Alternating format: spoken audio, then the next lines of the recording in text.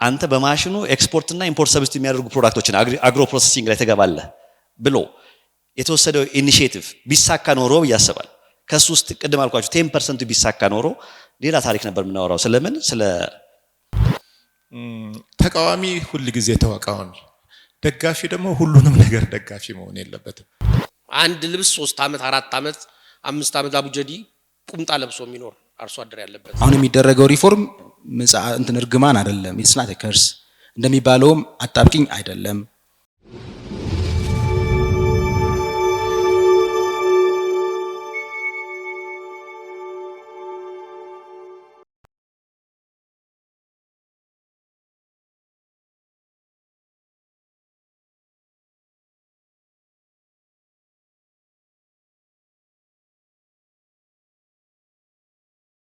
እሺ አመሰግናለሁ ፖለቲካል ኢኮኖሚውን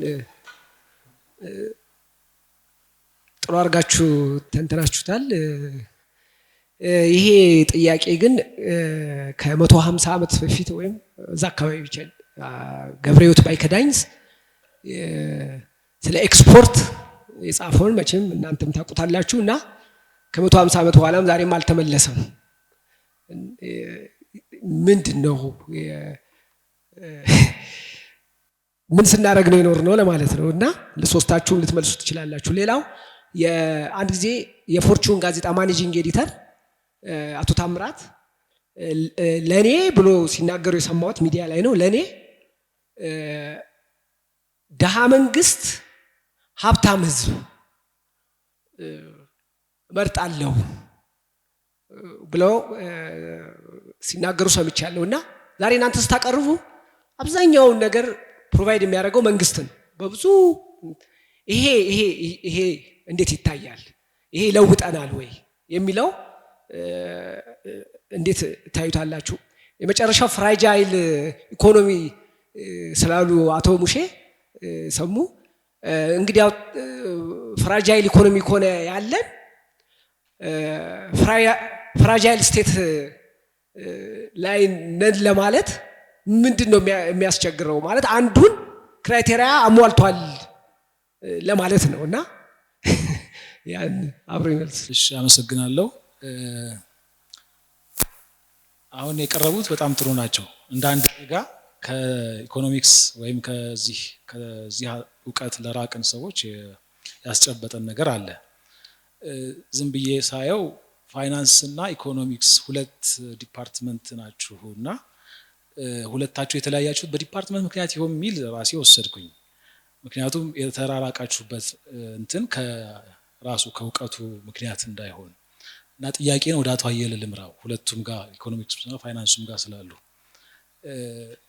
የዚህ ማክሮ ኢኮኖሚ ችግር እያንዳንዱ ቤታችን ሲያንኳኳ ብዙ ነገር ጠቀሳችሁልን ሁለት ችግር ግን ምንም አልጠቀሳችሁም ወይም ትንሽ አቶ ሁሴን ፐብሊክ አድሚኒስትሬሽን ነገር የሚላለፉትና አንድ ዶላራይዜሽን ተብሎ በዓለም አቀፍ የፖለቲካል ትልቅ ኢሹ የሆነውን ነገር እዚህ ጋር ምንም ኢፌክት እንደሌለው ነው ያያችሁት ወይስ ለምን አለፋችሁት የዶላር ትልቅ ፖለቲካ ነው የውጭ ምንዛሪ ብላችኋል ኤክስፖርት ብላችኋል ኢምፖርት ይሄ ሁሉ ከዶላሩ ጋር የተያዘ ስለሆነ ዶላር ዋን ፖላር ሲስተም ይፈጠርና ያለ መፍጠር ጉዳይ ስለሆነ እንደዝም አላችሁት አንድ ከዚሁ ጋር ደግሞ ሌላ ተጽዕኖ ሊኖረው ይችላል የማስበው ኮራፕሽን ነው እንዳለ ኤክስፖርት የሚባለው ምርት የሚባለው ከታች ከገበሬው ጀምሮ እስከ ቁልፍ ያዦች እዚህ ፌደራል መንግስቱ ላይ ቁልፍ ያዙ ሰዎች ሁሉ በፖሊሲ ደረጃ በሚመስል ሁኔታ በጣም ኮራፕትድ ሲስተም ነው ያለን ያው መንግስት የፈለገውን ጥሩ ነኝ ሊል ይችላል ግን ያ ኮራፕሽን ምርትን እንዳለ ችግር እየፈጠረበት ያ ማለት ደግሞ የሚባለውን ለውጥ በትክክል እየመለሰ አይመስለኝም ስለዚህ የማክሮ ኢኮኖሚ ጉዳይ ከዚህ ጋር አያያዝም ወይ ከኮራፕሽን ጋር እንዴት አለፋችሁት ለማለት ቴንክ ዩ ጠቅለል ያለ አስተያየት ነው ጥያቄ አይደለም ፓርቲኩላርሊ በመጀመሪያ በጣም ማመስገን ፈልጋለሁ እንደዚህ አይነት የራሳቸውን ጊዜ ወስደው ኢኒሺዬቲቭ ዋሊያ መጽሐፍንም በተመሳሳይ ሁኔታ እንደዚህ አይነት ነገር ላይ መድረሳቸው ማዘጋጀታቸው ትልቅ ነጥብ ነው ብዬ አስባለሁ እኔ የድሮ ኢኮኖሚስት ነኝ አሁን ወዛደር ነኝ ያለሁበት ሁኔታ እዚህ ላይ ከመመለከተው ነገር አይ ቲንክ ዋላ ያስቦበት እንደሆነ አላቅም የመንግስት ደጋፊዎችና የመንግስት ተቃዋሚዎች ያሉበት መሰለኝ አሁን ስመለከተውና እንደሱ መሆኑ ጥሩ ነው ባላንስ ያደርጋል ግን ለእናንተም አሁን ለፓናሊስቶቹም ለማቅረብ መምከር የምወደው ነገር ተቃዋሚ ሁሉ ጊዜ ተቃዋሚ ደጋፊ ደግሞ ሁሉንም ነገር ደጋፊ መሆን የለበትም ደጋፊ ሆነው የቀረቡትን አሁን ስማቸውን ባልናገር ሰው ሁሉ ያውቀዋል ስለዚህ ደጋፊ የሚመስል አስተያየት ያላቸው ሰው ሁሉም ነገር መንግስት የሚያደርገው ጥሩ ነው የሚል ተቃዋሚው ደግሞ መንግስት የሚያደርገው ነገር ሁሉ ትክክል አይደለም የሚል ለምሳሌ ኢንፍሌሽን ለምሳሌ ዲቫሉ ተደርጓል ከረንሲው ይሄ መደረጉ ጊዜው የደረሰ ጉዳይ ነው መደረግ የነበረበት ጉዳይ ነው ይሄ ደግሞ ኢምፖርትን ኤክስፔንሲቭ ያደርጋል ኤክስፖርትን ያበረታታል ማለት መቻል አለብን የመጨረሻው ለአቶ ሁሴን ነው በተለይ አስተያየቶቱን ሲሰጡ መንግስት ያቀረባቸው ፖሊሲዎች ጥሩ እንደሆኑ አድርገው ያቀርባሉ ሰብሲዲን ሲያቀርቡ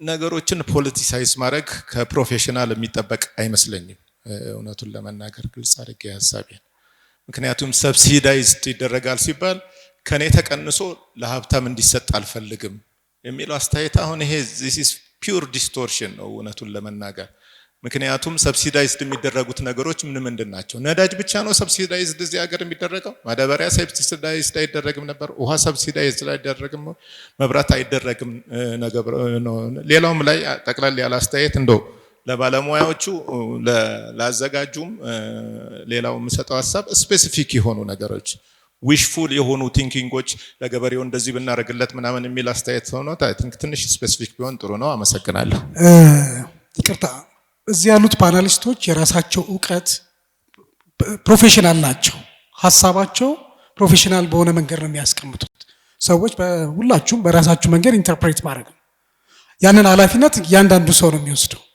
ወደ መጨረሻው የፓናል ተወያዮቻችን መልስ ነው የሚሄደው ኦኬ በጣም ብዙ ጥያቄዎች ስለቀረቡ በጀነራል የቀረቡትን ለነሱ ልተውና ስፔሲፊካሊ ለኔ ምክንያቱም ጊዜያቸው እንዳልሻማቸው በሚል ነው ለምሳሌ አሁን የኢትዮጵያ መንግስት ብር በማተም ስራ ላይ ተጠምዷል የሚል ነገር የሚመስል ነገር ኮሜንት አድርጋልና ነገር ግን ብሔራዊ ባንክ ከመቼውም ጊዜ በላይ ገንዘብ የማተምን ስራ አቋርጬ ከፓብሊክ ሪሶርስ በብድር ያገኘው ነው እንትን በመሸጥ ቢል ነገር ነው ያለው ብሏል አው ብሔራዊ ባንክ አንድ ህግ አውጥቷል ያ ህግ ደግሞ የሚለው ምንድነው መንግስት ከብሔራዊ ባንክ ብር በማተም መበደር የለበትም የሚል እና ፐርሰንቴጅም ድረስ አስቀምጧል which is healthy የሚያስፈልገን ነገር ነው ግን እኔ ይሄንን ያልኩት ምንድነው ኦሬዲ ኢትዮጵያ ኢኮኖሚ ውስጥ ሰርኩሌሽን ውስጥ የገባው ብር መጠኑ በጣም ብዙ ስለሆነ በህትመት በተለይ ከጦርነቱ ጋር በተያያዘ ከፍተኛ ገንዘብ ስለገባ አሁንም በዚህም ደረጃ ቢሆን መንግስት 10% ቢሆን ይገባዋል ብዬ ስለማላምን ነው ያ ተገቢ አይደለም ብዬ አምናለሁ ማለት ነው ሁለተኛው ነገር ገንዘብ ወደ ኢኮኖሚው የሚገባበት መንገድ በማተም ብቻ አይደል ለምሳሌ አሁን መንግስት ቅድማቶ ሁሴን ሲያነሳው የነበረው ወደ ሰርኩሌሽኑ አንዱ ገንዘብ የሚገባበት መንገድ ብድር ነው አይደል ባንኮች ለተበዳሪዎች ገንዘብ ሲሰጡ መኒ ክሬት ያደርጋሉ ያልነበረ ገንዘብ ነው የሚፈጥሩት መንግስት በአንድ በኩል ባንኮች እንዳያበድሩ ከልክሎ ያንን ሪሶርስ መልሶ ራሱ ግን ወደ ኢኮኖሚው ኢንጀክት ያደርጋል which is wrong ነው ብዬ ነው የማስበው ምክንያቱም ያ ገንዘብ ከኢኮኖሚው ውስጥ ተስቦ ከወጣ ወይንም ተመልሶ እንዳይገባ ከተደረገ በኋላ ኮንትሮልድ በሆነ መንገድ መቆየት ነው ያለበት እንጂ መንግስት ለፕሮጀክት ለተለያዩ ልማቶች ምናምን ብሎ መልሶ ያን ገንዘብ የሚያወጣው ከሆነ ልዩነቱ ያውጪው ያንን ገንዘብ ወደ ኢኮኖሚ የሚመልሰው ኃይል ነው እንጂ ልዩነት የለውም አሁንም ገንዘብ እየታተመ ነው ብዬ ነው የማስበውና በፖሊሲ ደረጃ አለ ሌላው እነቱን ለመነጋገር የኢትዮጵያን መንግስት ብቻ አይደለም እኮ በሳቸው እንዳሉት በማደግ ላይ ያሉ ሀገር መንግስታት እናቃቸዋለን ሪሊ ለፓብሊኩ ታማኝ ናቸው ወይ የሚሉትን ነገር በፖሊሲም በህግም በፕሮሲጀርም የሚያወጡትን ነገር በአግባቡ ይከተላሉ ወይ የሚባለውም ነገር እኮ ጥያቄ ላይ የሚወድቅ ነው አይደል ብዙ ጊዜ ከውድቀቱ በኋላ ነው የምንማረው አይደል ከዛ በፊት የነበረው ስርዓትም እኮ ለማተም የተሰጠው ሊሚት ነበር ግን በ1998 99 አንሊሚትድ ገንዘብ አትሟል እኛ ሳናቅ ፓርላማም ሳያቀር ይሄንን አያደርጉም ብሎ ለመናገር ያዳግተኛል ስለዚህ እኔ ውስጥ ለውስጥ የሚሰሩትንም ነገሮች ኩዌስችን ስለማድረግ ነው። መጀመሪያ እኔ መንግስት ላይ እምነት የለኝም። መንግስት የኢትዮጵያን አይደለም በአጠቃላይ መንግስት በሚባለው ኢንስቲትዩሽን ላይ ከኢኮኖሚ መውጣት አለበት ብዬ አምናለሁ። ስለዚህ ከዛ የወጣ ቀን ነው የኛ እንደ ህዝብ ፍላጎታችን በጥሩ መንገድ ሊስተናገድ የሚችለው ብዬ ስለማመን ነው። ሁለተኛው ኢኮኖሚክ ቤዝ ኢንፍሌሽን ነው ያነሱት መሰለኝ ሁለተኛው ጥያቄ አሁንና ኢንፍሌሽኑን በሚመለከት እውነት ነው ሄድላይን ኢንፍሌሽኑ እየቀነሰ ነው። ግን እያንዳንዱ ሰው እጁ ላይ ያለው ገንዘብ ላለፈው 7-8 ዓመታት ኮንቲኒዩስ በሆነ መንገድ በኢንፍሌሽን ኢሮድድ ስለሆነ አጠቃላይ ኢንፍሌሽን ኢምፓክት አድርጎታል ነው እኔ እያልኩኝ ያለሁት። ለምን አምና ልክ አመቱ መጨረሻ ላይ የነበረውን ፕራይስ ይዘው ኢንፍሌሽኑን በዚህ ዓመት የተጨመረበትን ካልኩሌት የሚያደርጉት ከሆነ ሁሉ ጊዜ ያ መነሻ ቤዝ ኢንፍሌሽኑ ዲስቶርት ያደርገዋል። ኢንፍሌሽን ሄድላይን ኢንፍሌሽን ወይንም ይር ቱ ይር ኢንፍሌሽን የምንለው ማለት ነው።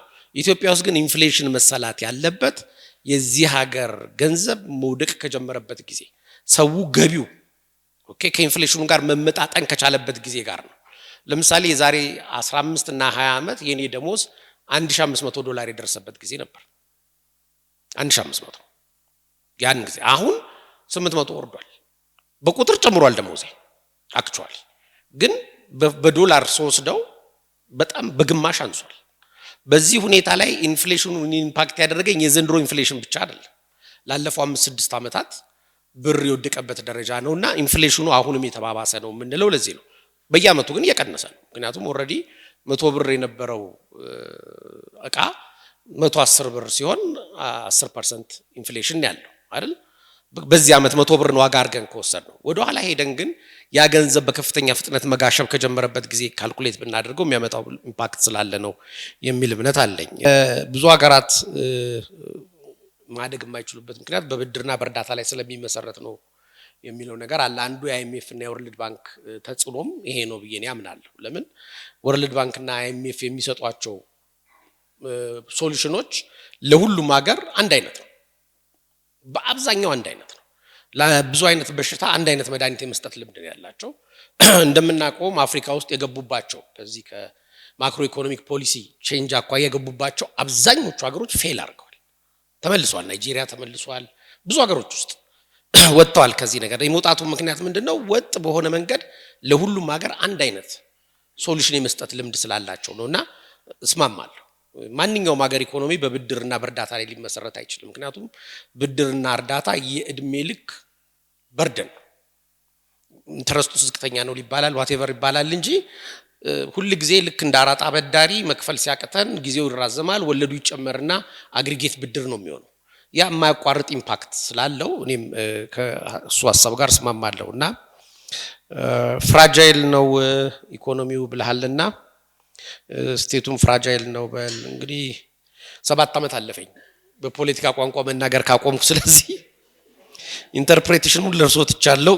እንግዲህ የዲዶላራይዜሽን እና ዲዶላራይዜሽንን በሚመለከት የተነሳው ሀሳብ ልክ ነው፣ ዓለምን በጣም እያነጋገረ ያለ ሀሳብ ነው።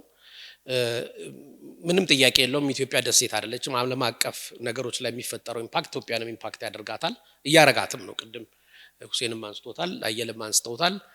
ከዩክሬን ጦርነት ጀምሮ ኮሮና አፌክት ያደርገናል።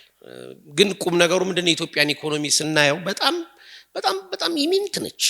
እውነቱን ለመነጋገር የኢትዮጵያ ኢኮኖሚ አንዳንዴ ፍራጃይልም ሆኖ የማይወድቅበት ምክንያት 85% 83% አርሶ አደር ፍላጎቱ ውስን ስለሆነ የኛ የሚያነጋግረን ኢኮኖሚ ከተማ ኢኮኖሚ ነው። እውነቱን እናወራካለን እንጂ 83% አርሶ አደር የሚኖርበት ህይወት ከኢትዮጵያ ኢኮኖሚ ጋር የተሳሰረ ነው ልንልም አንችልም። እና ኢህአዴግም ከዚህ በፊት ጠንካራ ኢኮኖሚ ፈጠር ያለው ምናምን ቢልም እናውቀዋለን። አርሶ አደሩ ፍላጎቱ ውስን ስለሆነ ነው፣ አቅምም ስለሌለው ነው። በቀን አንዴ ሊበላ ይችላል። የተለየ ልብስ ፍላጎት የለውም፣ የተለየ ዲማንድ የለውም፣ የተለየ ከዓለም አቀፍ ማህበረሰብ ኢኮኖሚ ጋር የሚያገናኘው ትስስርም የለም፣ ውስን ነው። ምናልባት እንግዲህ ያለፉትን 30 ዓመቶች ግሮዝ መጥቶ ኤክስፖርት ላይ ሚና እያመጣለው እንጂ እና ኢትዮጵያ ኢኮኖሚ አንዳንዴ እንደምንለውና እንደምንራቀቅበትም አይደል። ኢኮኖሚ ነው ለማለትም ያስቸግራል። እውነቱን ለመነጋገር በጣም በጣም የወረደ ኢኮኖሚ ነው ያለን የዚህ ሀገር ኢኮኖሚ ማለት ነው። ይሄንን የምልበት ምክንያት ቅድም እንዳልኩት የከተማ ነዋሪው 15% በኢኮኖሚው ላይ ያለው ኢምፓክት በጣም ትልቅ ነው። ወደ አርሶ አደሩ 83% ስንሄድ ግን ህይወቱ አሁንም ከሃንተር ጋዘረር አይለይ። የቀረው ይሄ አንተርጋዘራሪ የነበረው ሶሳይቲ ላዩ ላይ ኮባ አድርጎ የሚዞረው ነገር ነው የቀረው እንጂ ኑሮ በዚህ ደረጃ አንድ ልብስ 3 ዓመት 4 ዓመት 5 ዓመት አቡጀዲ ቁምጣ ለብሶ የሚኖር አርሶ አደር ያለበት ሀገር ነውና እኔ እንደዛ ነው ማየው ማለት ነው። ሌላውን ጥያቄ ጊዜያችሁ እንዳልሰማ አመሰግናለሁ። ኮራፕሽንን በሚመለከት እውነቱን ለመነጋገር የተሰጠኝ ጊዜና ያዘጋጀሁት ሰነድ አልተመጣጣንም እና አንዱ በዚህ ጉዳይ ላይ አወራለሁ ብዬ የነበረው 3 ፖይንቶችን ያነሱት። አንደኛው የማክሮ ኢኮኖሚ ስታቢላይዜሽን ሪፎርም ነው። ሁለተኛው ስትራክቸራል ኢኮኖሚክ ትራንስፎርሜሽን እና ሶስተኛው ገቨርናንስ ፒስ ኤንድ ኢንክሉሲቪቲ የሚል ነበር እና ጊዜ ስላላገኘው ገቨርናንስ ላይ አላወራሁም። ለዚህ ነው እንጂ አንዱም ማነሳው ነገር ነበር። አመሰግናለሁ።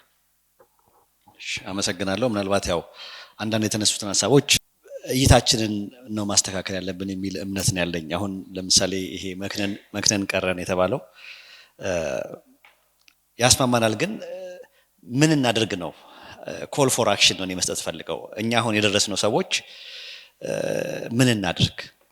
የኛ የሆነን የሚያስንቅ የውጭ የሆነን የሚያስናፍቅ ትርክቶችን እንዴት እንቀይራቸው? ለምሳሌ እንደው ባነሳ ምናልባት የኔ አባት ድሮ ጠጅ ይነግድ ነበር። እዚህ ጋር ይገባዋል የሚባል ጠጅ ቤት ነበረ ድሮ የነበራችሁ ታውቁታላችሁ። አሁን ላይ ግን የኛ ጠጅ ቤቶች የት ነው ያሉት? የኛ ጠላ ቤቶች። አሁን ወጣቱ ትውልድ ቮድካ ሲጠጣ ውስኪ ሲጠጣ መንግስትም የቮድካና የውስኪ ደጋፊ ሆኖ ያየውና ከዛ ደግሞ የጠላና የጠጅ ተቃዋሚ ሆኖ ያየዋለው ማለት ነው። ነገር ግን የትኛው ነው የኛ? አረቄም ጭምር የትኛው ነው የኛ? እና የኛን ነገር ለምንድነው የሚያስንቀን? ለምንድነው እሱ ኤክስፖርት እንዲደረግ አቅፈን ማንወስዳቸው ወደሚል ነው። ወደዛ ነው መለሳቸው እኔ ማለት ነው። አሁንም ይሄ መሰረቴን መልቀቅ ስለማልፈልግ ማለት ነው። መነሻዬም በዛ አቅጣጫ መሄድ ስለሆነ ምናልባት ይሄ ሌላኛው ሐሳብ ድሃ መንግስት ሀብታም ህዝብ፣ ሀብታም ምናልባት መንግስት ድሃ ህዝብ የሚለው ኮንቲኒቲ ነው ለኔ። ምን ነው ማግኘት የምንፈልገው ኢትዮጵያ ኢኮኖሚ ላይ? ኢትዮጵያ ኢኮኖሚ ላይ አካታችነትን፣ አሳታፊነትን፣ ፍትሃዊነትን ማምጣት ከፈለገን ሀብታም መንግስት ነው መሆን ያለበት። ስለዚህ ሀብታም መንግስት ሆነ ሲባል ጊዜ በፍትሃዊነት ያከፋፍላል ብለን ተረስቶ ለተሰጠ ነው ማለት ነው። ነገር ግን ህዝብ ሀብታም ይሁን ደግሞ ካልን ቅድም ለተባለው የኢኮኖሚ እድገት አለ፣ ግን አካታችነት የለም ማለት ነው። አሳታፊነት የለም፣ ፍትሃዊነት የለም ማለት ነው። ቅድም ለአርሶ አደሩ መወግን ከሆነ በእስቴት ቅጥልጥሎሹ ላይ እታች አርሶ አደሩ አለ፣ ቀጥሎ ከሱ የሚሰበስበው ነጋዴ አለ፣ ቀጥሎ ከሱ ተቀብሎ ፋብሪካ የሚያመርቱ አለ፣ ፋብሪካ የተመረተውን በሆልሴል የሚያከፋፍሉ አለ፣ ከዛ ሪቴል የሚያደርገው አለ፣ መጨረሻ ላይ ኮንሱመሩ አለ። መጨረሻ ከፋይ ኮንሱመሩ ነው ብዬ ነው የማስበው። ኮንሱመሩ መጨረሻ ላይ የከፈላትን ገንዘብ ስንከፋፍል በድካማቸው ልክ በፍትሃዊነት የሚከፋፈሉት ከሆነ የማንም ጣልቃ ገብ መኖር አያስፈልግም። ስለዚህ ድሃ መንግስት ቢሆንም ችግር የለውም ማለት ነው። ወይራስ ክፍፍል ላይ ግን ችግር ካለ ያንን ችግር ለማስተካከል ቅድም የተባሉትን ሜካኒዝሞች በመጠቀም መንግስት መግባት መቻል አለበት ብዬ አስባለሁ። ምናልባት ሌላኛው ሀሳብ የተነሳ የነበረው ስለ ዲዶላራይዜሽን ነው። እሱ መነሳት ያለበት ሀሳብ ይመስለኛል። ምናልባት አሁን ላይ ያለ ወርልድ ኦርደር አለ፣ ዓለም ራሱን ሰርቶ የተቀመጠበትና ምናልባት የተወሰኑት ሀገራት የበላይ ሆኑበት፣ የተወሰነው ደግሞ የበታች የሆኑበት የዓለም ስሪት አለ ማለት ነው። እሱን ስታተስኮ መረበሽ ነው አሁን ዲዶላራይዜሽን ብዬ ሳስብ ማለት ነው። ምናልባት ነፍሳቸውን ይማርና እነ ፕሬዚዳንት ጋዳፊ እንዲሁም ፕሬዚዳንት ሙጋቤ በጊዜያቸው የታገሉት ነገር ነው ብዬ አስባለሁ። ይሄን ኮንሴፕት፣ ይሄን አስተሳሰብ የወርልድ ኦርደሩ ለመረበሽ ዲዶላራይዝ ለማድረግ ግን ያ አክታቸው እንደ አክት ኦፍ ዋር ተወስዶባቸው አሁን የጠሯቸው ሰዎች የት እንዳሉ፣ በአንጻሩ ደግሞ የዓለምን ኦርደር የተቀበሉ እንደ ማንዴላ የመሳሰሉ ሰዎች አሁን ላይ የት እንዳሉ ማየት እንችላለን። ምናልባት የኔ አቋም እንደሆነ መረዳት ትችላላችሁ ማለት ነው። የማንዴላ ደጋፊ አይደለሁም። የሙጋቤና የጋዳፊ ግን አካሄድ የሚመስጠኝ ነኝ። አሁን ላይ ኢትዮጵያ ውስጥም ያንን ንቅናቄ አፕሪሼት አደርጋለሁ። ፕሮብሌም አሁን ላይ እንደው ጠላት የምንጨምርበት ጊዜ ነው ወይስ ወዳጅ የምናበዛበት ጊዜ ነው ብዬ ነው የማስበው። አንዳንድ ፍላጎቶቻችንን ለረጅም ጊዜ ጥቅማችን ስንል ደብቀን መያዝ ያለብን ሀሳቦች እንዳሉ እረዳለሁ። አንደኛው ይሄንን አጀንዳ at this point in time at this level ማንቀሳቀስ አለብን ብዬ አላስብም። ምክንያቱም አሁን ላይ ብዙ የጀመርናቸውና ማስከን ያለብን ቅድም ተባለው መስከን ያለባቸው ነገሮች አሉ። እነሱን ካሰከንም በኋላ ግን ምናልባት ብሪክስ ላይ መግባታችንን ማንሳት እንችላለን ማለት ነው። that is part of this agenda ማለት ነው። so እንዴት አድርገን ነው አሁን እንደተባለው እኮ ነው ዶላር የአሜሪካ መንግስት በገፍ ቢያትመው እና እኛ ደግሞ ሪዘርቫችን በሱ መቀመጥ አለን ብለን ብንረባረብበት አሁንም የዶላር እጥረት እየፈጠርን ነው የምንሄደው ማለት ነው። ስለዚህ ያንን አታይ ለመቀየር መሄድ አለብን ብዬ አስባለሁ። ግን መቼ ነው እሱ መሆን ያለበት? ቅድም ለተባለው ነው አሁን የማክሮ ኢኮኖሚ ከረንሲ ሪፎርሙ መምጣቱን አይደለም ቻሌንጅ ያደረገ የነበረው። ስለዚህ መምጣቱን እንደግፋለን ሁላችንም ማለት ነው። ነገር ግን መቼና እንዴት ይምጣ መቼና እንዴት ይምጣ? አሁን መምጣቱ ተገቢ ነው ወይ? አሁን ላይ እኛ ኤክስፖርት ማድረግ ፈልገን ኤክሰስ ምርት ኖሮን አልሸጥ ያለን ነገር አለ ወይ? አሁን ላይ ሰላምና ጸጥታችን ዶላር የሚያመርተውን የሰሊጥ መሬት ጠፍ ባደረገበት ሰዓት ላይ ነው እሱ መሆን ያለበት። አሁን ላይ በግጭት ምክንያት የምንተኩሳቸው እያንዳንዱ ተተኳሾች ዶላሮች ናቸው። የሚዘንቡት እንዳል ዶላሮች ናቸው። የሚቃጠሉት ዶላሮች ናቸው።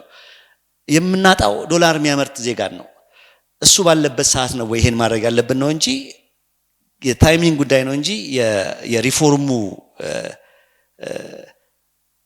መድረሻ ግን የት እንደሚወስድ እናውቀዋለን ማለት ነው። አሁን ግን አንኢንቴንድድ ወይንም ያላሰብነው ቦታ ያደርሳል የሚል ስጋታችንን ነው ለማንጸባረቅ የሞከርነው። እሺ አመሰግናለሁ። ብይን ተሰጥቷል። አኮርዲንግሊ ይቀጥላሉ ማለት ምንድነው የሚባለው በርደን ኦፍ ፕሩፍን ወደ እኔ ስለጣሉ አሁን ፕሩፍ ዲስፕሩቭ ውስጥ አንገባም። ዝም ብዬ ነው የምቀጥለው። ስለዚህ እኔ እንግዲህ ኦፒኒየኔ ነው እዚህ የማቀርበው። ኦፒኒየኔ ሳይንቲፊካሊ ልክ ነው አይደለም፣ እዚህ ያላችሁትም ሌሎቻችሁም ታዩትና ሳይንቲፊካሊ ሮንግ ከሆነ ሪፊዩት ለመደረግ ዝግጁ ነኝ። ዲስክሌመር። ከዛ ቀጥታ ወደ ጥያቄዎቹ ነው የሚሄደው። ሌላው ምንድነው ሰብሲዲን በተመለከተ የተነሳው እኔ ፖለቲሳይዝ አላደረኩም።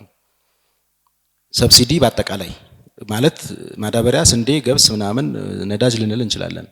ግን ሰብሲዲ በአጠቃላይ ሬንት ነው የሚፈጥረው። ዌስት ምንድነው የዲስቶርሽን ነው የሚፈጥረው። መዛነፍ መዛባትን ነው የሚፈጥረው። ደሃን የጠቀመን ሊመስለን ይችላል። ኢንዘሎንግ ረን ግን ቅድም እንዳልኩት ነው እኮ አሁን ስንዴ ምንድነው ይደጉም ማዳበሪያ ይደጉም። ኦፍ ኮርስ ድጎማ በተወሰኑ ሴክተሮች ላይ በጣም ይሄ ፕሮዳክቲቪቲን ኢንሃንስ ለማድረግ በተለይ ደግሞ በጣም ክሪቲካል ስትራቴጂክ ሴክተሮችን ሰብሲዳይዝ ሊደረጉ ይችላሉ። ለምሳሌ አሜሪካ እኮ የዚህ የጠፈር ምርምር እንትን ብዙ ቢሊዮን ዶላርስ በየአመቱ እየወጣ አፍተሩል መጨረሻ ላይ እንደውም ተገምግሞ አክሳሪ ወደ ፕራይቬት እንትና ዙሮታል። አሁን እና ኢሎን መስክ ናቸው የሚረባረቡበት። ግን መንግስት ሰብሲዳይዝ እያደረገ ነው። ስትራቴጂክ ኢሹ የናሽናል ኢንተረስት ስላለው ነው። ማዳበሪያ ናሽናል ኢንተረስት አለው። ገበሬው አሁን ባለው አቅም መግዛት ይችላል አይችልም። ስለዚህ ሰብሲዳይዝ ላልጋራል የመንግስት የፖሊሲ ዲቤት ነው። በአጠቃላይ ግን ሰብሲዲ የሚባለው ነገር ቅድም እንዳልኩት ነው። መንግስት ሰብሲዳይዝ የሚያደርገው ወይ ታክስ ሰብስቦ ነው ወይ ተበድሮ ነው። ሌላ ምንጭ የለም። ገቢ ነው በገቢ ነው ሰብሲዳይዝ የማደርገው ካለ ታክስ ይጨምራል። ወይም ደግሞ ገብቶ እንደ ነጋዴ ከነጋዴው ጋር እየተሻማ ክራውዲንግ አውት ኢፌክት እየፈጠረ ገንዘብ እየተበደረ ከውጭም ከሀገር ውስጥም ስኳር ፋብሪካ፣ ማዳበሪያ ፋብሪካ፣ ባቡር እያለ የሀገር ሬንት መከፋፈያ የኤሊት መቀራመቻ ማለት በጣም ብድር ተበድሮ ግን ፕሮዳክቲቭ ባልሆነ መንገድ ዌስት የሚፈጠርበት የመንግስት የመንግስት ምንድነው የሚባሉት የልማት ድርጅቶች ተብሎ ብዙ የሀገሪቱ ኮዳ እኮ እዛ ነው ያለው። አሁን እዚህ ችግር ውስጥ የከተተን አንዱ እኮ የዚህ ገንዘብ እየተበደርን በፐብሊክ ኢንተርፕራይዝ የሚል አቋቁመን ነው የከሰር ነው። እኔ አስታውሳለሁ። እኔ ራሴ ፓርቲ የነበርኩበት መናዘዝ እንዳይሆን እንጂ እንደ ኑዛዜ እንዳይቆጠርብኝ እንጂ አይ ዋዝ የፓርት ሎነብል ዶክመንት የ113 ቢሊዮን ብር ዶክመንት ሲዘጋጅ እኔ አንድ ፓርት ኦፍ ዘ ቲም ኤንድ ሊድ ነበርኩኝ። ዶክመንት አዘጋጅተናል ከብሔራዊ ባንክ ለ3 ግድብ የመስኖ ግድቦች ብር አበድሩ ይደወልና ብሔራዊ እንትና የኢትዮጵያ ንግድ ባንክ ወይ መንግስት ካዝና ነበር። የኛን እናንተን ደሞዝ ይሰበስባል፣ ለመንግስት ይሰጣል። መንግስት ማለት ያው ግለሰቦች ጥርቅም ነው። ምን እንደሚያደርጉት አላህ ነው የሚያውቀው። እንግዲህ አብዛኛው ገንዘብ የት ነው ያለው የሚለውን። ስለዚህ በዚህ መንገድ መንግስት ወይ ገብቶ ኢንቨስት አደርጋለሁ እያለ እንደ አይነት ሙሙጫ ረቁስ ገብቶ ገንዘብ አምጥቶ ነው ሰብሲዳይዝ የሚያደርገው፣ ወይ ደግሞ ይበደራል ማለት ነው። ማለት ቀጥታ ተበድሮ ቀጥታ ሰብሲዳይዝ ማድረግ ነው። ይሄ ትክክል አይደለም ነው አርጊውመንቱ። ሴክተር ስፔሲፊክ ስንዴ ማዳበሪያ ምናምን ማለት ይቻላል። እሱ የፖሊሲ ዲቤት ነው ቅድም እንዳልኩት። ሌላው እሱ በዚህ ቢታይ ነው። ከዲዶላራይዜሽን ጋር በተያያዘ ይሄ እንግዲህ ትንሽ ወደ ፖለቲካውም ይሄዳል። ይሄ የዓለም አቀፍ የንግድ ስርዓት የዚህ ብሪተን ውድስ ኢንስቲትዩሽንስ ወይም አሬንጅመንት ሲሰራ ያን እንግዲህ ፖስት ወርልድ ዋር 2 ነው ከ1944 አካባቢ እስከ 1971 ወር 70 የነበረ አሬንጅመንት ነው ይሄ። አሜሪካንን ሀያል ያደረጋት ከሁለተኛው ዓለም ጦርነት በኋላ ጠንካራ ከረንሲ የነበራት እና ደግሞ ከፍተኛ የሆነ የጎልድ ሪዘርቭ ስለነበራት ዶላር የዓለም አቀፍ መገበያ ገንዘብ ይሁን ቢኮዝ ስቴብል ነው አክሮስ ዘ ቦርድ ለሁሉም ሀገራት አክሮስ ኔሽንስ ሁሉም ሀገራት አክሴፕት አድርገውት በመጀመሪያ 44 ሀገራት ይመስለኛል አላቅም አጽድቀውት ስሩ ታይም እንደውም ፔግድ ነበር እያንዳንዱ የውጭ ሀገር ምንዛሬ ከአሜሪካ ዶላር አንፃር ፊክስድ ነው ሬቱ እና አሜሪካ ስንት ኦንስ ወርቅ ነው ይዞ ለመጣ ዶላር ትሰጣለች ወይም ደግሞ ዶላር ይዞ ለመጣ ያንን ያህል ወርቅ በሪቨርስ ትሰጣለች እና ሪቻርድ ኒክሰን ያስቀረው ዘ ኒክሰን ሾክ 1971 ላይ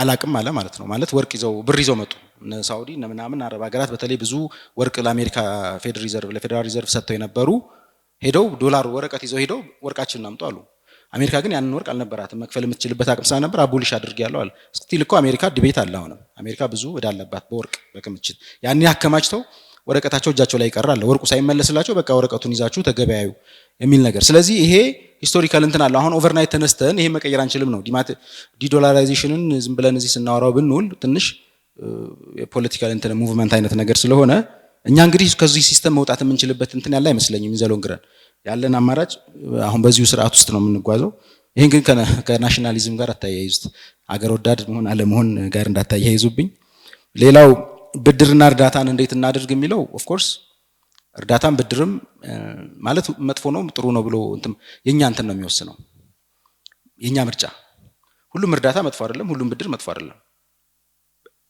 ቫይስ ቨርሳ ደግሞ ሁሉም ጥሩ ሁሉም እንትን አይደለም ስለዚህ የትኛው ነው ጥሩ የትኛው ነው መጥፎ ለምሳሌ ባለፉት እኮ ቅድም የተባለው ለምሳሌ ጊዜው ልክ አይደለም ምናምን የሚባለው ሰስተነብል አልሆን ስላለን ይመስለኛል እኔ እንደዛ ነው የሚሰማኝ አሁንም መንግስት ይሄን እንደ አይነት ስታተስ ኮ ጥሩ ነው አይደለ ያለ ነገር ይሄን ነው እዚሁ ማስቀመጥ ጥሩ ነው ኢፈርት የሚጠይቀው ከዚህ እንደዚህ ማንቀሳቀስ ነው ዝም ብዬ እዚህ መተው ይችላል ግን ሰስተነብል ካልሆነስ ይሄው እዚህ ለአንድ ቀን መቆየት ካልቻለ I have to move it የሆነ ኢፈርት ኤግዘርት ማድረግ አለብኝ መንግስት ስታተስ ኮን ቢያስጠብቅ ይሄ ሁሉ እንትን አይመጣም ታክስ ምናምን አሁን የሚባለው አትሊስት የፖለቲካው ትኩሳት ይበቃው ነበር ኢኮኖሚ እንትኑ ጫናው ለቀቅ ይል ነበር አርፎ ይቀመጥ ነበር ግን ሰስተነብል አይደለም ማለት አልቻለም አገሪቱ እኮ የዲክሌር ተደረገች የሶቨሬን ዴት ውስጥ በቃ ዲፎልት አድርጋለች ተብሎ ማለት ነው ዲስትረስ ብቻ ሳይሆን ዲፎልት አድርጋለች በቃ መክፈላችን ልምዷን ተብሎ ያላት ሀብት በሙሉ እስከመታገር የሚደርስበት ሁኔታ ስለደረሰ ነውና እርዳታና ብድር የሚለው ይሄ ነው እንግዲህ ፕሩደንስ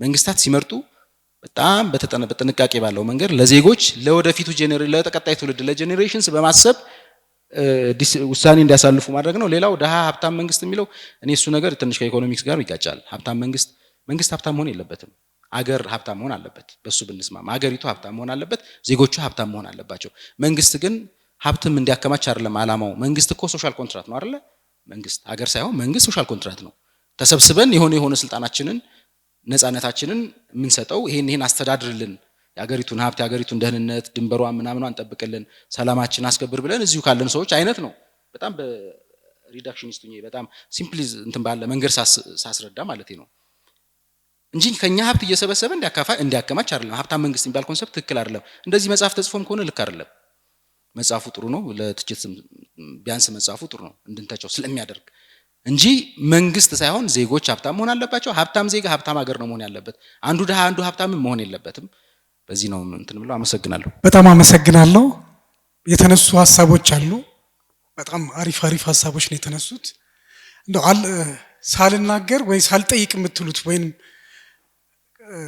ቀደም ብሎ የጠየቁት ሰዎች አሉ የተለየ ነገር አለኝ ካላችሁ ለአንድና ለሁለት ሰው ሀሳብ ልስጥ አመሰግናለሁ ድሉ ስለተሰጠኝ እስካሁን ድረስ ከሰማሁት አሁን ልዩነቶች እንዳሉ ነው እዚህ ውስጥ እና አንድ ወደ ጋራ የሚያመጣ ነገር እናንተ ሁላችሁም ሶስታችሁም አሁን ሁላችንም ለዚች ሀገር ነው የምንለፋው ምን ደግሞ እና ልዩነቶችን አያለው አሁን የኢኮኖሚ ፖሊሲው ላይ ያሉ ልዩነቶች አንድ ላይ ሆናችሁ ተሰባስባችሁ ወደ አንድ ጉዳይ ወደ አንድ ወደ ሆነ ተርም የምትመጡበት ሁኔታ አለ ወይ ወይስ ልዩነቱ እንደዚህ ይቀጥላል ወይ ከቀጠለ ደግሞ በአገሪቷ ላይ ያለው የፖለቲካውም ችግር አለ የኢኮኖሚውም ልዩነት ከመጣ እንዴት ነው የሚካሄደው? ወዴት ነው አካሄዱ የሚለውን ነው። አመሰግናለሁ። አመሰግናለሁኝ። ተስፋ እባላለሁኝ። እኔ ደግሞ የሀሳብ ልዩነቱን በዚህ አጋጣሚ በጣም ነበር የወደድኩት እና በራሳችን እንድናውቅ እንድንገነዘብ ይረዳናል። የኔ ጥያቄ በጣም አጭር ነው። አሁን እንደሚታወቀው ዓለም እየሄደችበት ያለው ነገር በጣም እየተቀየረ፣ አሁን ዲጂታሉ ዓለም የኤአይ ዓለም ምናምን ነገር በጣም ሌላ አይነት ዓለምን እየፈጠረ ነውና በዚህ አይነት ሁኔታ ውስጥ የኛ ሀገር ዕጣ ፈንታ ከኢኮኖሚው አንፃር ምንድነው ሊሆን የሚችለው? እንዴት ነው አረማመዳችንን ምናደርገው በእናንተ አታይ ለማለት ነው።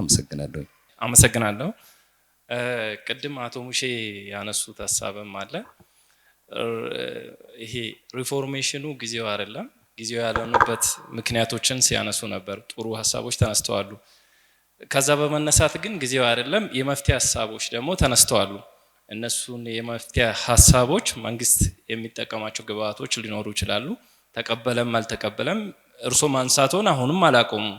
ያው የሚያነሱት በጣም የሚገራርሙ ሐሳቦች ስላሉ ከዛ በመቀጠል ግን እኔ አቶ አየለ ካነሱት አኳያ ልስተውት ያደረጉት ይሄ ምክር ሐሳቦች አሉ። አሁን የሰማኋቸው ስፔሻሊ ከኤፍዲአይ እና ኤክስፖርት ኢንሴንቲቭ ኢኒሺዬቲቮች ተነስተዋል። እነሱ ኢኒሺዬቲቮች እና ኤፍዲአዩ በሚመለከት ዘርዘር ብሉ። አሁን ምክንያቱም ከዚህ በፊት የተጠቀምናቸው እንደ ሀገር የተጠቀምናቸው የተለያዩ ኢኒሺዬቲቮች ሊኖሩ ይችላሉ። ስለዚህ ከዚህ በተለየ በዚህ መንገድ ብንጠቀም የተሻለ ነገር መንግስትም ሆነ አገሪቷ ላይ ያለው ሪፎርሜሽን ስኬታማ ሊሆን ይችላል የሚለውን ምክር ሐሳብ ዘርዘር ባለ መልኩ ቢቀመጥ እኛም እንደ አንድ የዚህኛው አባል ብንሰማው እና ግብአት ቢሆነን። ምክንያቱም አሁን ለምሳሌ የተነሱት እኔ በደንብ ያዳመጥኩት አንደኛ ኤክስፖርት ኢንሴንቲቭ ኢኒሺዬቲቭ ኤፍዲአይ እና ኤፍዲአይ ያው ፖሊሲውን የተወሰኑ ነገሮችን ከማያት አኳያ ቢሰራ የተባሉት ላይ የተወሰነ ዘርዘር ያለ ነገር ብናየው ብንመለከት ብንሰማ የሚለው ነው። አመሰግናለሁ። ማለት ማክሮ ኢኮኖሚክ አንስተን ስለ አንኢምፕሎይመንት የተጠቀሰ ነገር የለም። ያው ተጠብቅ ስለነበረው እድል ለመስጠት ብዬ ነውና ማክሮ ኢኮኖሚክን አንስተን አንኢምፕሎይመንትን መዝለል ተገቢ አይመስለኝምና ማክሮ ኢኮኖሚ እንደ ኢንፍሌሽን እንዳነሳ ነው ኤክስፖርትና እዛ ላይ ነው ስናንተ የነበረውና ስለ አንኢምፕሎይመንት በዛው የተወሰነ ነገር እንዲሉ ነው። ኦኬ የመጀመሪያው ጥያቄ ልዩነቶቹን ማጥበብ የሚለው ነገር ነው። እንግዲህ ያው የፖለቲካ ፓርቲ ወይንም ድርጅት ባካርጎን አይደለም የመጣ ነው እዚህ መድረክና ሐሳቦቻችን ነፃ ኢኮኖሚክ አስተሳሰብ ውጤቶች ናቸው። ምክንያቱም ብዙ ኢኮኖሚክ ስኩል ኦፍ ቶቶች ስላሉ ያንዳችን ትክክል የሌላችን ስህተት ነው ማለት አይደለም፣ ወይንም የሁላችንም ስህተት ወይንም ያንዳችን ብቻ ትክክል ነው ማለት አይደለም። ከተለያየ ኢኮኖሚክ ፐርስፔክቲቭ ስላየነው ነው ከምናምንበት የፖለቲካ የኢኮኖሚ ጽንሰ ሐሳብ ስንነሳ ነው። ግን አንድ ነገር ክሊር ማድረግ እፈልጋለሁ። ምናልባት አቶ ሐሰንም ቅድም ደጋግመው ሲያነሱት መንግስት አሁን ያለበት የፖለቲካ የኢኮኖሚ አጣብቂኝ ውስጥ የተገኘው በሆነ የታሪክ አጋጣሚ ወይንም ደግሞ እዳ ወድቆበት አይደለም፣ በምርጫ ነው ብዬ ነው የማምነው። እኔ አሁን ልዩነት የሚሆነው እዚህ ላይ ነው። የኢትዮጵያ መንግስት አሁን ያለበት የኢኮኖሚ አጣብቂኝ ውስጥ የተገኘው የሆነ እዳ ተጥሎበት ወይ መከራ መጥቶበት ወይ ከሰማይ ወርዶበት አይደለም። ያራምደው የነበረው የኢኮኖሚ ውጤት ነው። አንዱ አሁን ላለን ኢኮኖሚ ቅርቃሬ ዳረገን ነገር የሰላም መጥፋት ነው፣ የፖለቲካ ዲስታቢላይዜሽን ነው ብዬ አምናለሁና ምን ያርግ ልንል አንችልም። ማድረግ የሚገባውን ነገር አድርጎ ካለንበት ኢኮኖሚ ችግር ማውጣት ቃለ መሐላ ላይ የፈጸመበት ጉዳይ ነው። ስለዚህ ለዚህ ኃላፊነት የመብቃትና ያለ መብቃት ጉዳይ ነው ብዬ ነው የምወስደው እንጂ ኤክስኪውዝ ሊኖረኝ አይችልም። ህይወቴን ማሻሻል አለበት፣ ህይወቴን አሻሽላለሁ ብሎ ነው በምርጫ ወይንም ዋቴቨር ስልጣን ላይ የተቀመጠው። ስለዚህ አይ ችግር ተፈጥሮበት ነው በሚል ኤክስኪውዝ ላልፍም አልችልም። ለኔ ቤዚክ ነገር ነው ብዬ ነው ማምነው። ሁለተኛ ስለ ዲጂታል ያነሳው ነገር እውነቱን ለመነጋገር ያው ሁሉ ጊዜም ራሳችንን በዘመኑና በዓለም በደረሰበት ደረጃ ላይ ማድረስ አለመቻላችን ሁሌ ኢንስሌቭመንት አለው አይደል? ባሪያ ነው የምንደረገው፣ አሽከር ነው የምንሆነው። ሁሉ ጊዜ የነሱን ቴክኖሎጂዎች የነሱን ዕውቀት የነሱን ፈጠራዎች ገዝተን ወይንም ደግሞ በተለያየ መንገድ አግኝተን የመጠቀም ግዴታ አለብን። ይሄ እንግዲህ ያው እንደ ማህበረሰብ ራሳችንን ለዘመኑ የማዘጋጀትና ለዘመኑ በሚመጥን ሁኔታ የማብቃት ስራን አለመስራታችን ነው። አልሰራንም። ቀድመውናል፣ ሰርተውታል። ከዚህ በፊት በመጣንበት መንገድ የነሱ ጥገኛ ሆነን እንቀጥላለን። ምንም ጥያቄ የለውም። ወርልድ ባንክና IMF ዛሬ ጥገኛ እንዳደረጉን ነገም በዚህ ቴክኖሎጂ ጥገኛና ሶስተኛ ዜጋ በዓለም ላይ አራተኛና አምስተኛ ዜጋ ያደርጉናል ብዬ ነው የማስበው። ምክንያቱም ቴክኖሎጂው ውስብስብ ነው። ከኛ የመቆጣጠርና በዛ ውስጥ የባለፈ አቅም ማኳያ ስናየው በጣም አስቸጋሪ ነው። ጊዜ ይፈጃል። ሪሶርሱ የለም፣ ቴክኖሎጂውም የለም። ቅድም እንዳልኩት እኛ ትግላችን አብዛኞቻችን እኔንም ጨምሮ ጠዋት ከእንቅልፋችን ተነስተን ምግብ የታለ ብለን የምንንቀሳቀስ ሰዎች ነን። ይሄ የዛሬ 3000 ዓመት ነው እነሱ ነፃ ወጡት። ምግብ ለመፈለግ 12 ሰዓት የሚባዝን ሰው ያለበት ሀገር ውስጥ ነው ያለነው። ከእንቅልፋችን ተነስተን ዳቦ ፍለጋ ምግብ የት ይገኛል ብለን ነው የምንራወጠው። አንተ በምትለው ደረጃ ለማሰብ እድሉም እንትኑም የለን፣ ላግዠሪውም የለንም። ስተት ነው ያልኩ አይደል፣ ኢንስሌቭድ ነን፣ ላግዠሪው የለንም። በቃ እኔ እንደዛ ነው ማለት ለማሰብ ለቴክኖሎጂ ቅርብ ለመሆን ዓለምን ለመረዳትና ራሳችን ህይወታችን ለማሻሻል እድል የሚሰጠንም ሁኔታ ላይ አይደለም። አብዛኞቻችን ነገን ለመዋል ጧት ተነስተን ቁርሳችን፣ ምሳችን፣ ራታችንን ለማሟላት ነው ትግል የምናደርገውና እንደተለመደው እንግዲህ ይቀጥላል። ይሄንንም ዓለም በተለያየ መንገድ ከጥቅም ውጭ አድርገው እኮ ነገ ጥለው ሊሄዱ የሚችሉበት ሁኔታም አለ። ሁሉም ነገር አመቻችቶ የሚቀመጡ ህዝቦች እንደሆኑ መገመት ያስፈልጋል የሚል እምነት ነው ያለኝና ሶስተኛ የመጨረሻው አንኢምፕሎይመንት ነው የተነሳው። ያው ቅድም እንዳልኩት ለማጠናቀቅ የነበረኝ ጊዜ ውስን ስለሆነ ላነሳቸው የምፈልጋቸውን ነገሮች ሳላነሳ ቀርቻለሁ። ግን it is important የስራ እድል ፈጠራና ሰዎች የስራ እድል አግኝተው ህይወታቸውን ለማሻሻል የሚችሉበት እድል አለመፈጠር አንኢምፕሎይመንት ምንም ጥያቄ የለውም፣ ትልቅ ኢምፓክት አለው። ግን ጊዜው እየተጠናቀቀ ስለሆነ ረስቸው ወይንም ረስተነው አይመስለኝም። ጊዜውም ጠባብ ነው። ስለዚህ እንግዲህ ሌላ እድል ሲፈጠር ሰፋ አድርገን እንመጣበታለን። ስላስታወስከን ግን በጣም እናመሰግናለን። እሺ፣ እናመሰግናለን ስለ ጥያቄዎቹ። ምናልባት ያው ነው አልተስማማችሁ የሚለውን ነገር ትንሽ ቶንዳውን ብናረገውና ሁልጊዜ ሐሳብ ይነጥራል፣ በውይይት ይዳብራል፣ የተሻለው ሐሳብ ይተገበራል። በዛ መልኩ እየተራረምን እንላለን። ያው ሁላችንም ምናልባት አሁንም ስንወያይ መዳረሻችን አንድ ነው፣ መንገዳችን ነው የተለያየ ያለው። መንገድ ደግሞ ሁልጊዜ በውይይት የቱ ይሻላል ከሚል እሳቤ ነው እንጂ መጨረሻ ላይ ሁላችንም የምናስበው የኢትዮጵያን መበልጸግ ነው፣ የኢትዮጵያን ማደግ ነው፣ የኢትዮጵያኖችን ከድህነት መውጣት ነው። ስለዚህ ከሱ አንፃር ምናልባት ልዩነት የለንም ብዬ አስባለሁ። ነገር ግን እንደዚህ ሐሳባችን ተለያይቶ ብዙ እንድንለፋ፣ ብዙ እንድናነብ፣ ብዙ እንድንጥር፣ ብዙ እንድንሰራ ስለሚያደርግ መለያየቱም በተወሰነ መንገድ አግባብ ነው ብዬ ወስዳለሁና መለያየት ያስፈልጋል።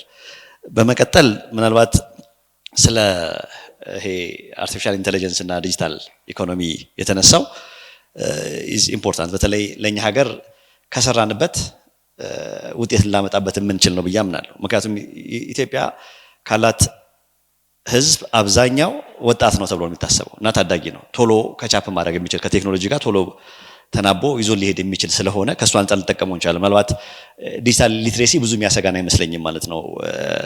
ወጣቱ ሁልጊዜ እንደሰጠነው ነው። አሁን የኛ ልጆች ከኛ የተሻለ ቴክኖሎጂ ላይ ሲፈጥኑ ያያቸዋለሁ ማለት ነው። እኛም ያገቡን ነገሮች እነሱ ቶሎ ኮፕ አድርገው ሲሄዱ ያለውና ከሱ አንፃር እነሱ ላይ ከሰራን ቶሎ ሊፕሮግ ማድረግ እንችላለን። እንደውም አንደኛው ኮምፒቲቲቭ ኤጃችን የሚሆነው መዝለል ነው። ልክ እኛ በሄድንበት መንገድ ተንፏቃው ሳይሆን ቴክኖሎጂ ጫፍ ጋር ስለሚደርሱ ቶሎ ይዘላሉ ብዬ አስባለሁና ከሱ አንፃር ግን ስራ ይፈልጋል። ምናልባት የመንግስት ኢኒሼቲቭ ካየን ይሄ 5 ሚሊዮን ኮደርስ እያለ ወጣቱ ወደዚህ እንዲመጣ አሁን በቅርቡ የተመረቀው አርቲፊሻል ኢንተለጀንስ ዲጂታል ኢኮኖሚ እያለ የሚወሰደው አብዛኛው መንገድ ካያችሁት ኔክስት ጄኔሬሽን እኛ በነበርንበት ደረጃ ላይ እንዳይገኝና ሊፍ ፍሮግ አድርጎ ከፍ ያለ ደረጃ ላይ ገብቶ ኮምፒት እንዲያደርግ የሚያስችል ነው። ስለዚህ እሱ መበረታታት አለበት ብዬ ነው የምወስደው። ምናልባት ይሄ ምክር ሐሳብ ሳቀርብ ለኔ ነዳጅ ኢትዮጵያ ነዳጅ አገኘች ብል ብዙ ሰው ደስ ይሏል። ባይዘው ያረል ኢትዮጵያ ነዳጅ አላት የሚል ጋር ያቆምኩት ነው አሁን ማለት ነው። ነዳጇን እንደ ነዳጅ እያየች አይደለም እንጂ ግብርና ነዳጃችን ነው። ከእንደውም ከነዳጅ የሚሻለው ታዳሽ የሆነ ነዳጃችን ነው ብዬ ነው የማስበው። ገበሬው ላይ ከሰራን የገበሬው ምርታማነት ከጨመርን ገበሬው ለራሱ ሳይሆን ለጎረቤቱ፣ ለጎረቤቱ ሳይሆን ለህዝብ ሳይሆን ለሌላ ሀገር ህዝብ እንዲያመርት አስፈላጊውን ድጋፍ ድጋፍ ስል ጊዜ የፋይናንስ ድጋፍ፣ የባለሙያ ድጋፍ ከሰጠነው ከሱ የሚገኘው ምርት ነዳጅም ብረትም ያስገኛል የሚል ነው አቅጣጫ ስንሰጥ የነበረው። ስለዚህ መለስ ብለን ከገበሬዎቻችን ጋር እንጀምር።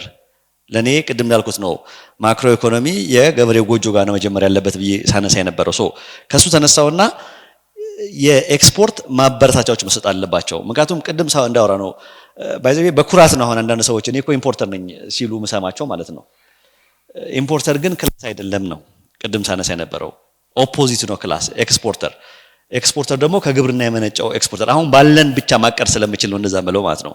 ያለንን በደንብ ካፒታላይዝ ካደረግንበት የሌለን ማምጣት እንችላለን የሚል እምነት ስላለኝ ነው። ስለዚህ መንግስት ኢንቴንሽናሊ ወግኖ ቅድም እንዳልኩት ማለት ነው ታርጌትድ የሆነ የኤክስፖርት ኢንሴንቲቭ መስጠት መቻል አለበት ነው። ያንን ሲሰጥ ለማን ይስጥ? ለምሳሌ ቡና የሚያለሙልን ሰዎች አሉ። ያንን የቡና ምርትና ምርታማነት እንዴት እናሳድግ ብሎ እዛ ጋር የሚሰሩ ባለሙያዎችን በመውሰድ ለቡና አብቃዮች የሚያወቅላቸውን ቡናዎችና የነሱን ምርታማነት የሚጨምርበትን መንገድ ማምጣት አለበት። አንድ ሁለት ግብርና ብለናል ጥራጥሬዎች ላይ ማለት ነው። አሁን የሚሞከሩ ኢኒሼቲቮች አሉ በጣም አፕሪሼት ማድረጋቸው። ምናልባት ቅድም አቶ ሀሰን ሲያነሳ እነዛ ግድቦች ቅድም ሱስ ያላቸው የነበሩት ግድቦች አንዳንዶቹ ውሃ ይዘው ካናሉ ተሰርቶ ግን ሲያለሙ አላያቸውም። ለምሳሌ ኦሞ ወንዝ ላይ እነከሰም አካባቢ ጋር አሉ ማለት ነው። እነሱን እንዴት አድርገን ወደ ምርታማነት እናምጣቸው? ታርጌትድ የሆነ ግብር የሚሰበሰበው ቅድም እንደተባለው መንግስት እንዲይዘው አይደለም። ፍራንክሊ ስፒኪንግ እኛም ሀብታም መንግስት ለጊዜ ሀብታም መንግስት የሰበሰበውን ገንዘብ የሚያውልበትን ቦታ ያውቃል ብለን ስለምናስብ ነው። ያን የሚያውልበት ቦታ አሁን እምላቸውን ወግኖ ታርጌትድ በሆነ መንገድ ከሄደ ውጤት ማምጣት ይችላል። ለምሳሌ ወርቅ ስላለን ነው እሱን ማነሳው። ብረት መፈለግ አለበት። ምናልባት ወለጋ ላይ ብቅልት የሚባል አካባቢ ላይ ብረት አለ ይባላል እና ምጓጓው እሱን ብረት መቼ ነው የምናየው? ያን ብረት ግን ለማውጣት ፕራይቬት ሴክተሩ እንደተባለው አቅም ኖሮት እዛ ጋር ይደርሳል ብዬ አላስብም። መንግስት ሀብታም መንግስት ካለን ግን ይደርሳል ብዬ አስባለሁ።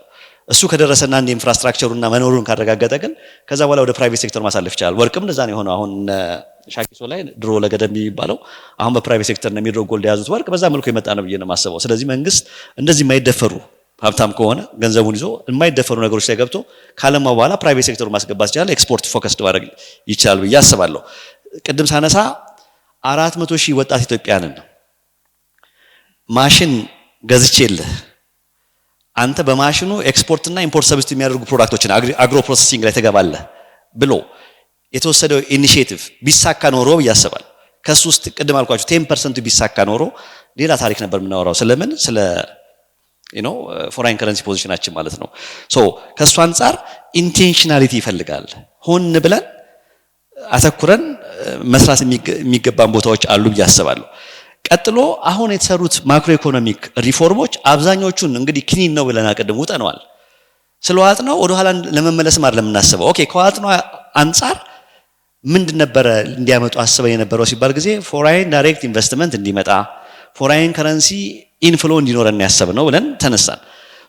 አሁን እሱ እንዴት እንዲሰራ እናድርገው እንዲፈጥን እናድርገው ሲባል ቅድም እናነሳን። አንደኛ ይሄ ኢንስቲትዩሽናል ዊክነስ የምንላቸው ተቋሚ ድክመቶችን መፍታት እናለን። ይሄ ከኮራፕሽን ጋር ሊያያዝ ይችላል ማለት ነው። ተቋሞች በተቻለ መጠን ኢትዮጵያ ውስጥ ቢዝነስ መስራትን ማቅለል መቻል አለባቸው። ይሄ ኢዝ ኦፍ ዱይንግ ቢዝነስ ማለት ነው። እሱን ማቅለል የሚችሉት ይህንን ድክመቶቻችንን ወይም ኢንስቲትዩሽናል ዊክነሶቻችንን መፍታት ከተቻለ በመንግስት በኩል ማለት ነው። አንድ ሁለት አሁን ላይ ፖሊሲዎች ተተንባይ አይደሉም። ፍራንክሊ ስፒኪንግ አሁን ላይ ማለት ነው መንግስት ፖሊሲ ያወጣል። ፖሊሲ ያወጣውን ፖሊሲ በአጭር ጊዜ ሲቀይረው ይታያል ማለት ነው። ያ ደግሞ ለኢንቨስተር አይመችም። ኢንቨስተር የሆነ ብር ሲጥል በዛች የጣላት ብር ላይ የሆነ ሪተርን ፈልጎ ነው የሚሆነው ማለት ነው። ስለዚህ የፖሊሲ ተገማችነት ምናልባት 3 ዓመት 5 ዓመት የሚረጋጋበት ማለት ነው። ነገር ግን አንዳንድ ጊዜ የሚወጡ አብረፕትሊ የሚወጡ ውሳኔዎች ምን ያደርጋሉ? ኢንቨስተሩን ወደ ኋላ እንዲያደርጋሉ። የውጭ ኢንቨስተሮች ለዛ ነው አንዳንድ ቦታዎች ላይ ለምሳሌ በቅርቡ የናቹራል ጋዝ መገኘቱ በጣም ደስ የሚል ዜና ሆኖ የናቹራል ጋዝ ከተገኘ በኋላ ግን የዲዝል እና የፔትሮል መኪኖች ላይ ያለው የተያዘው አቋም ለኢንቨስተር የሚያስደነግጥ ነው። ምክንያቱም እነሱን መኪናም እንዳያመጣ ያደርገዋል። ፕላስ ናቹራል ጋዙ ደግሞ ኢንፍራስትራክቸር ስላልተሰራለት ማደያዎች፣ ሪፊሊንግ ስቴሽኖች በየቦታው ስላልተዘጋጁለት እነሱን መኪኖች ለማምጣት ይቸግረዋል ማለት። ስለዚህ ምን ያደርጋል? ቀጥ ይላል ማለት ነው። እንደሱ አይነት ነገሮች ተገማች ቢሆኑ ፖሊሲ ይወጣል፣ በ3 ዓመት በ5 ዓመት ውስጥ ይተገበራል ብሎ ፓራሌል ማስኬድ ነገሮች ቢኖሩ እና በዋነኛነት ቅድም እንዳነሳ ነው አሁን ላይ ብዙ የተሰራው ካያችሁ የኮሪደር ቅድም እያዋለው የወንዝ ዳር ልማትና ኢኮ ቱሪዝም ልማቶች ናቸው። እነሱ ልማቶች አንደርማይን የምናደርጋቸው አይደሉም። ባይዘው ዳር ክሩሻል ቅድም እንዳልነው ፈጣን የሆነ ኩዊክ የሆነ ዶላር የሚያመጡ መንገዶች ናቸው።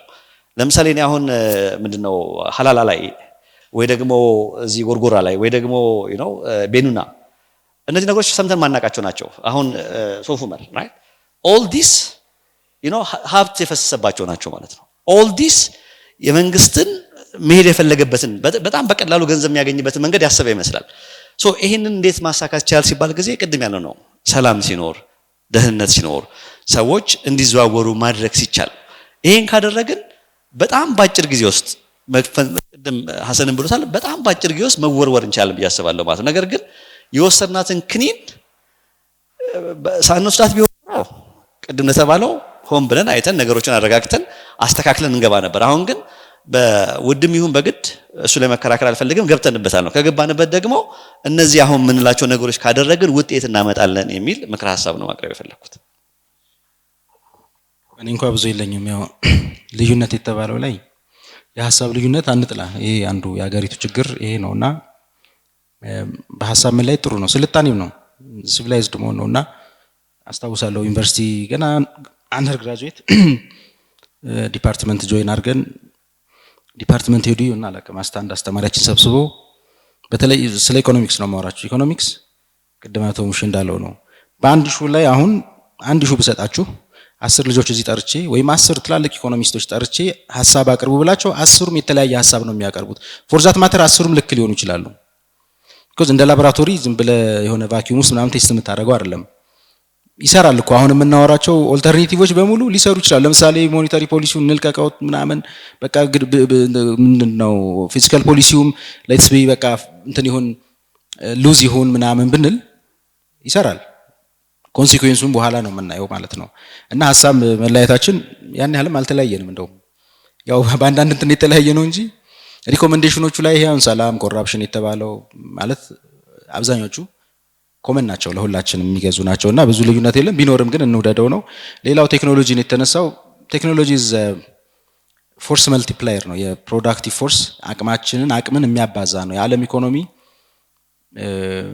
ፕሮጀክት የሚደረገው ምናልባት እስከ 25% እስከ 50% ሊደርስ የሚችል የዓለም ጂዲፒ ዲጂታል ኢኮኖሚ ሊሆን ይችላል ነው የሚባለው ፕሮጀክሽኑ የሚያሳየው። የዓለም ኢኮኖሚ አሁን ላይ ስቲል እና በዚህ 5 ዓመታት ውስጥም በትንሹ 25% ሊሆን ሊይዝ ይችላል ዲጂታል ኢኮኖሚ ብቻውን። እና ይሄ ኤአይ ምናምን የምትሉት ፎርስ መልቲፕላየር ነው። ሊፕ ፍሮግ ለማድረግ ብቻ ሳይሆን ለመስፈንጠር ብቻ ሳይሆን ኢቭን ሌበሩንም ላንዱንም ካፒታሉንም እነዚህን ፎርስ ኦፍ ፕሮዳክሽን ወይም የምርት አቅም የምንላቸውን የሚያባዛ ነው። ፕሮዳክቲቪቲን ያሻሽላል፣ ኤፊሽንሲን ይጨምራል፣ ዌስትን ምናምን የሚቀንስ ነገር ነውና እሱ ላይ ኢንቨስት ማድረግ እንደውም እኛ በጣም በብዙ ነገር ወደ ኋላ ነን እንዳልነው ከዓለም ተነጥለን ነው። ዓለም እኛም በብዙ ዓመት ቀድሞናል በብዙ ነገር እንዳልኳችሁ ነውና ሴክተሩንም አንዳንዴ ከፈትፈት ስናደርገው ትንሽ የምንደግጠው ነገር አለና እንደ ምክርም የማቀርበው ሌትስ ቢ ዓለም በሚራመድበት ፔስ እንራመድ። አሁን የሚደረገው ሪፎርም እንትን እርግማን አይደለም፣ ኢትስ ናት ከርስ እንደሚባለውም አጣብቂኝ አይደለም። ከተባበርን ከሰራን ወደ ራሳችን ተመልሰን ለራሳችን ነው። ቅድም እንዳልኩት ነው ችግር የለም። እየተራበሽን እየተባላን እንኖራለን ካለም እንቀጥላለን እንደዚሁ በድህነት የኔም ልጆች ይሄንን ይዘው ይቀጥላሉ። እና ደግሞ ቁጭ ብለን እስኪ በሰከነ መንገድ እንደዚህ እየተወያየን እንቀጥልም ከተባለ ይቻላል አዝሎንግ አዝ ቅንነቱ ካለ። ስለዚህ ሁላችንም ማሰብ ያለብን ሌትስ ቢ ይሄ ነገር እርግማን አይደለም፣ ማአት አይደለም፣ ከዚህ በላይም ወርስ ነገር ሀፕን ሊያደርግ ይችል ነበር። ካውንተር ፋክቹዋል አሁን እዚህ ፕሮዲዩስ ማድረግ አልችልም። ይሄ ባይሆን ምን ሊሆን ይችል ነበር ብዬ በምናብ አልነግራችሁም። ግን ከዚህም የባሰ የከፋ ነገር እንደ ማጽናኛ አይደለም የምነግራችሁ፣ እውነቱን ነው ማለት እውነታውን ማለት ነው። እና ይሄ ነገር ማአት አይደለም የሚለውን ነገር እንውሰድ። ሁለተኛ ሌትስ በክላፕ እንትን ቀበቷችንን ጠበቅ። ቅድም እንደተባለው ለማክሮ ኢኮኖሚክ ችግር ማይክሮ ኢኮኖሚክ ሶሉሽን አመጣላት አየህ። ገቢያችንን ወጫችንን ማመጣጠን፣ አንዳንድ በጣም ሬክለስ የሆኑ ወጪዎችን አላስፈላጊ ይሄ ማለት ኢኮኖሚክስ እንደ ዜጋ እንደ እያንዳንዳችን ዜጋ አልገባም። ለነገሩ ብዙዎቻችን በደመ ነፍስ ነው የምንመራው፣ እኔንም ጨምሮ። ፕላን የለም፣ በጀት ምናምን የሚባል ነገር ኮንሰፕት የለም። ኤክስፔንዲቸራችን ብዙ የምንቆጣጠረው ነገር አይደለም። ስለዚህ ገቢያችንንም ወጫችንንም መቆጣጠር እንደ ዜጋ ነው እንደ መንግስት አሁን ገቢ ወጭ አልን አይደለ እንደ ዜጋም እኛ እያንዳንዳችን ቤታችን ላይ በዛ መንገድ እንሂድ ዲሲፕሊን እንድንሆን ማለት ፋይናንሻሊ ማለት ነው እና ሞር ይሄ ለሚመጡ ለለውጦች እስኪ እንትንን ሬዚስት ከማድረግ አክሴፕት እናድርግ ለምሳሌ አሁን የሪቴል ሴክተሩ የችርቻሮ ሴክተር ይከፈታል ሲባል ብዙዎቻችን እኔ ሪዝን የለኝም አንድ የመርካቶ ነጋዴ ፕሮቴክት ማድረግበት ምንም ምክንያት የለኝም እሱ እየበዘበዘኝ እንዲኖር አልፈልግም የውጭ ዜጋ የውጭ ባለሀብት በተሻለ ገበያ በተሻለ ዋጋ በተሻለ ኳሊቲ ከሰጠኝ እሱ ነው የሚመርጠው ግን ለዚህ ያስፈልጋል ከፈትፈት ማድረግ እና በዚህ መንገድ እንደ ሪኮሜንዴሽን ነው አመሰግናለሁ እጅግ በጣም ነው የማመሰግነው ቅዳሜ ከ8 ሰዓት እስከ 11 ሰዓት ሬዲዮ ላይ ነው በየሳምንቱና ከዛ ወጥቼ እንዲህ አይነት የፓናል ዲስከሽን ከረጅም ዓመት በጣም ብዙ ዓመቴ እና በጣም ደስ ብሎኛል እናንተ እንግዶቻችን እና ፓናሊስቶቻችን አቶ ሞሼ ሰሙ አቶ አየለ ከበደ አቶ ሁሴን አሊን እጅግ በጣም ነው የማመሰግነው